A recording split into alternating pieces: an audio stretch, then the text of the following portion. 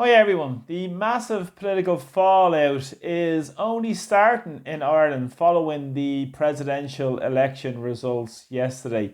Now, this comes as last night in Dublin Castle, Catherine Connolly was announced as the 10th Uachtaráin na hÉireann President of Ireland to replace Michael D. Higgins in the big house in the Phoenix Park. Now, she pulled in over 914,000 votes, which was over 63% of the ballot poll. But after you take the spoil votes into consideration, this was 54% of people who turned out to vote.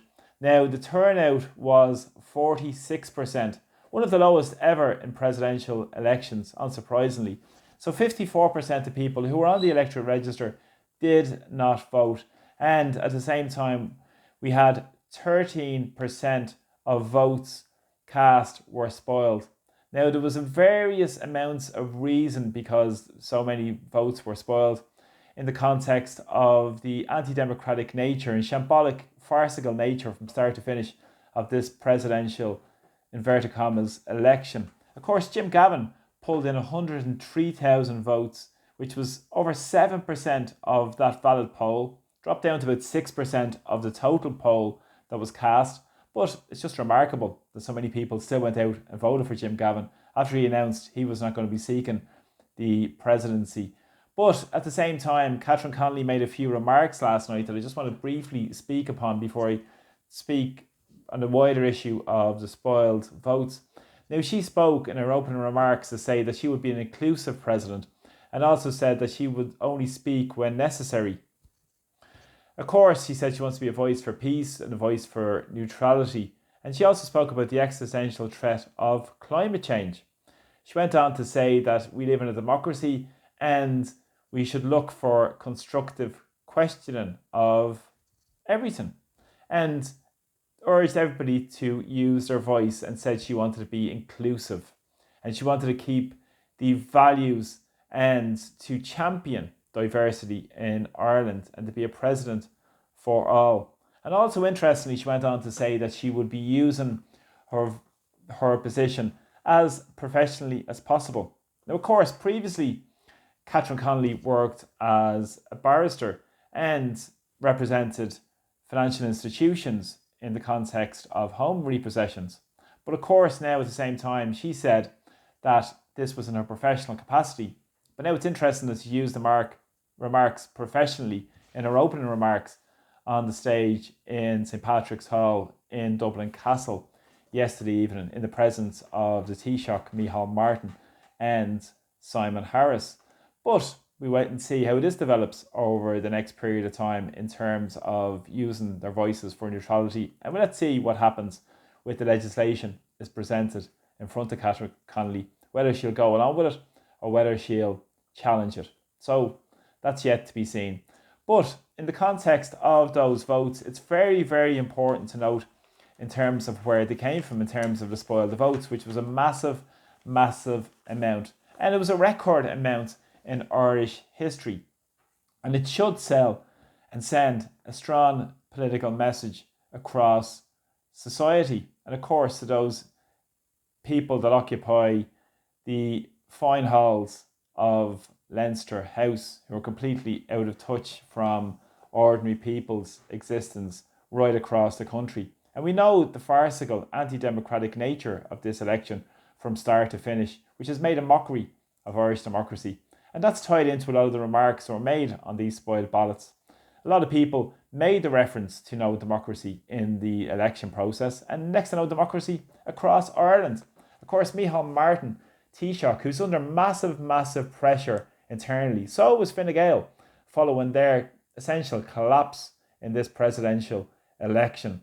They will be trying to roll back, and already the comments are coming back about lessons learned, and perhaps we should have opened up the ballot to more candidates. Well, isn't that interesting? That's what so many people were calling for well in advance of this election. But of course, they issued diktats to their councillors to support their party candidates and force them through on the people of Ireland. And then they got a land yesterday in terms of their results and also in the context of those who didn't come out and vote. Well over 1 in 2 people who were on the electoral register, as I said earlier, did not even vote. It shows the amount of apathy, disillusionment, and so many people in Irish society realise that the system does not represent their basic needs. Much the same as the massive spoil the vote numbers that came in yesterday, which was an organic grassroots movement started by ordinary people who demanded that the vote should be spoiled because of the anti-democratic nature and farcical charade nature of the whole presidential election, as I said, from start to finish. But what was really interesting in terms of the amount of spoil votes, I'll just briefly go through a number of constituencies which I find that were very important. In around Dublin South Central, nearly 1 in 5 votes, just short of 20%, 19% of votes in Dublin South Central, which covers areas like Ballyfermot, Crumlin, right in towards the inner city and around the Liberties as well. Massive amounts of people spoiled their ballot there, nearly 1 in 5 people. Dublin North West, which encompasses areas like Finglas, a very strong working class areas, and Ballymun, 21.35%, the highest across the country of spoiled ballots. And even that continued into other areas of Dublin, such as Dublin South West, nearly 15% of people around that area spoiled their ballots. Areas, for instance, around Jobstown and many more areas as well, that are directly impacted because of government policies, working class communities.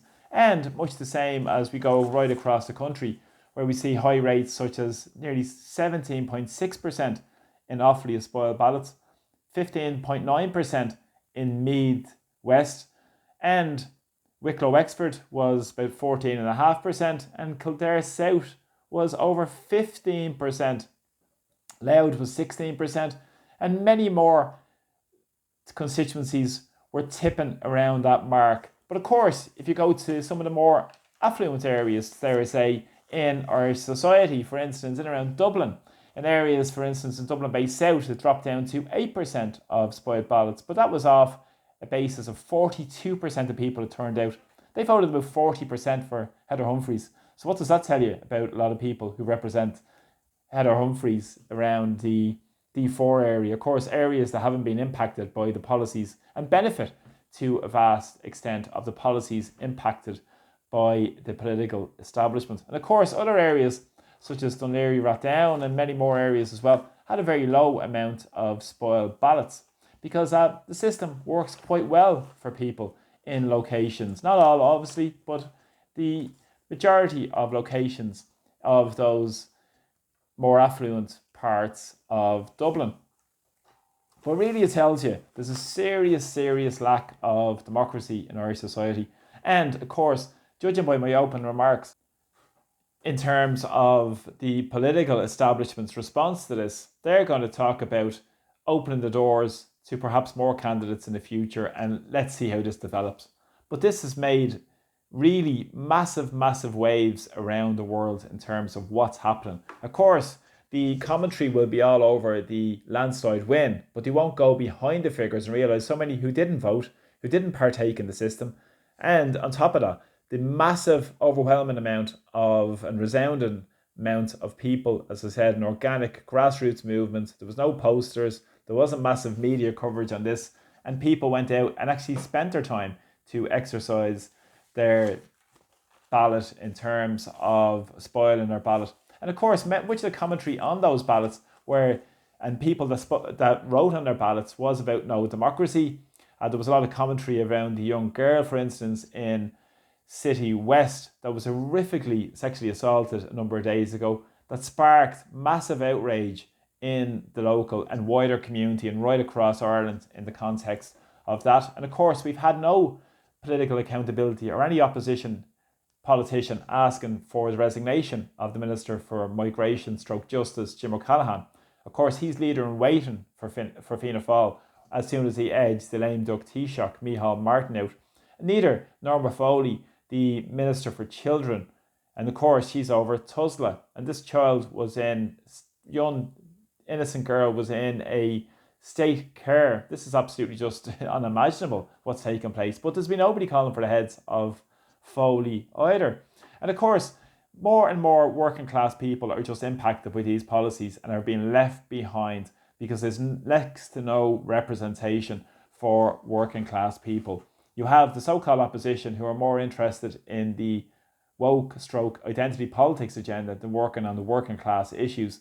And at the same time, they're more interested in their own power and privilege and taking charge. And they would really fully push ahead with this agenda to try and create this alternative to Fianna Fáil and Fine Gael. But what really needs to be generated from this is a strong working class alternative that puts the needs of the working class people of Ireland first, much the same as the communities, as I said, that have been left behind and ignored by the political establishment for years and years and years, and will be continue to be left behind because of the massive inequalities in society, where you have 1 in 5 children in poverty, you have record amounts of homelessness, record amounts of waiting lists for hospital treatment, not to mention the scoliosis scandal we've seen recently, and not also the cost of living disaster, where so many people are afraid to even put their heating on over the next period of time because of the looming bill coming in through the letterbox that will actually put more people over the edge. Currently 300,000 people are in arrears in Ireland on their energy bills. But this will have massive ramifications for the establishment of Ireland and will continue to grow and grow and grow in terms of what develops over the next period of time. Because what's coming is the drive towards digital ID and digital euro. We can see Pascal Donoghue driving towards that. Also, we can also see the drive towards the hate speech legislation, even though they said they've paused it and dropped it for now. But let's see what comes down the track over the next period of time as well. And let them stand up for the interests of Irish sovereignty, Irish independence, Irish neutrality, and Irish democracy. So well done to all the people who made a stand. Well done to everybody who continues to make a stand for the needs of the ordinary people and the working class of Ireland. So thanks so much for the support. Please share my videos as well. And thanks so much for everybody who continues to support me on every sort of platform. I'm very grateful for everybody. And take care. See you all soon. Slán go fóill.